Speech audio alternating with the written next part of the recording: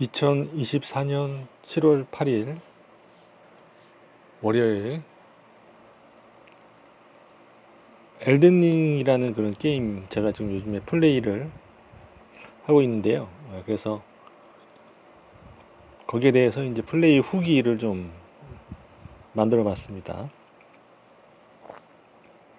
엘든링이라는 게임은 되게 이렇게 제가 봤을 때 다크 소울이라는 게임의 시리즈의 연장선상에서 있는 게임이다.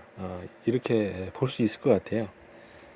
중세 서양 중세 시대 판타지, 그런 중세 판타지라고 할 수 있는, 그러니까 뭐 칼, 창 이런 거, 그 다음에 기마전.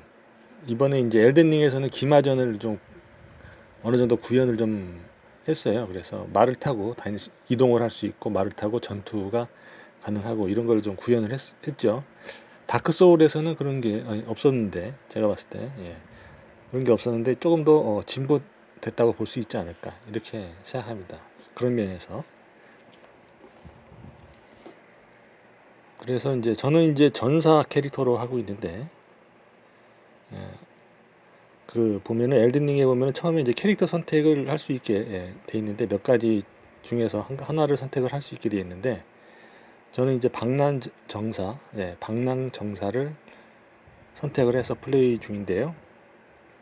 그럼 결국에는 나중에는 조금 이제 마법도 좀 쓸 수 있게끔 캐릭터를 성장을 시킬 계획인데, 아직까지는 마법은 주로 쓰지를 못하고, 영체하고 이제 무기에 있는 전회 시스템을 이용을 해서 마법을 커버를 하고 있는데,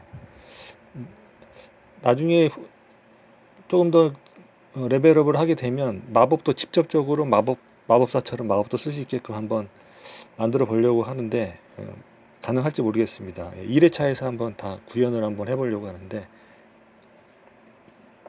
그런 측면에서 본다면 저는 이제 원래 전사를 선호를 하고 그래서 전사 캐릭터로 시작을 했는데, 그게 이제 익숙하기도 하고 해서 전사가 이렇게 했는데, 뭐 처음부터 좀 마법도 많이 쓰고 이렇게 하려면 처음에 선택할 때 이번에 보면은 캐릭터 선정할 때 마법 캐릭터로 시작을 하는 것이 좀 이게 이제 중요한 것 같습니다. 그래서 처음부터 마법을 쓰겠다. 그리고 마법을 본격적으로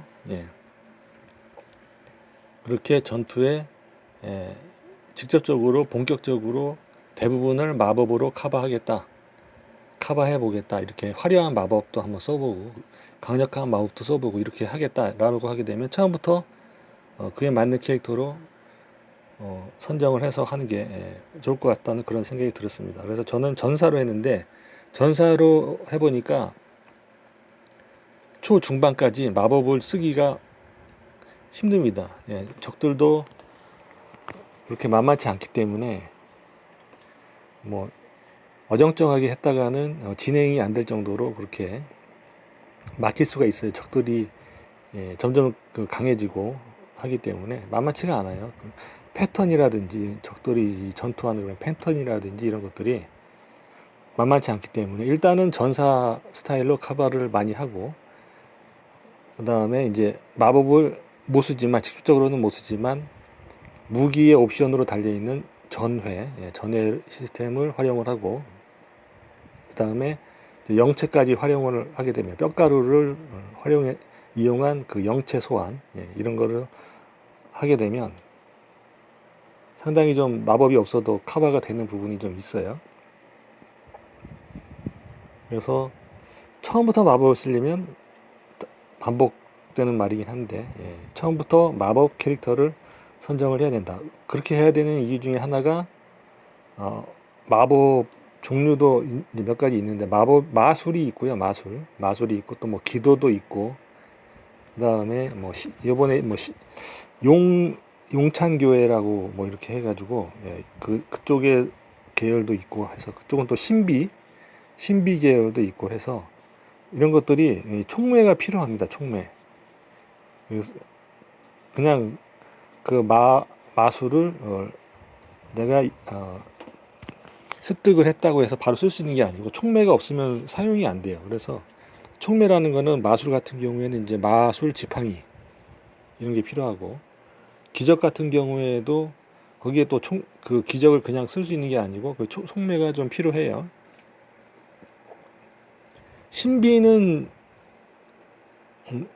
뭐가 필요한지 제가 아직 모르겠습니다. 신비도 아마 촉매가 필요할 것 같은데, 신비는 이제 주로 이제 용 스킬이 좀 대표적인 것 같아요. 제가 보니까 저는 그걸 아직 제대로 뭐 써보지는 못해가지고 그쪽은 얘기를 잘 못하겠는데, 어쨌든 이런 촉매가 전사 캐릭터라면 없기 때문에 이거를 확보를 마법을 배우더라도 이것을 확보하지 않으면, 촉매를 확보가 안 되면 마법을 쓸 수가 없죠.